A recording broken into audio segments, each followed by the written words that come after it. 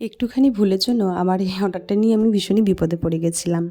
তো আমাকে সে মেসেজ করেছিল একদিন আগে রাতে, তবে ভুলবশত হয়তো তার নেটওয়ার্ক স্লো থাকাতে মেসেজটা এসে পৌঁছায় আমার আজকে। তো সে লিখেছিল আগের দিন যে কালকে আমার একটা কেক লাগবে, সেই মেসেজটা যেহেতু আমার কাছে আজকে এসেছে তাই আমি দেখেছি তার কালকে অর্ডারটা লাগবে। তো আমিও সেই বুঝে চুপচাপ ছিলাম, অন্য অর্ডারে ব্যস্ত ছিলাম। তারপর ঠিক যখন সন্ধ্যে 5টা বাজে তখন সে বলল কেকটা আমাকে কখন দেবে। আরে কেকটা তোমাকে কখন দেবো মানে, তুমি তো বলেছিলে কালকে লাগবে। তো সে বলল আমি কালকে রাতে মেসেজ করেছিলাম। তো তাড়াতাড়ি করে আমি বললাম ঠিক আছে আমি করে দিচ্ছি। পরে সে মেসেজ করেছিল আমাকে, কিন্তু সেগুলো আমি আর খেয়াল করিনি।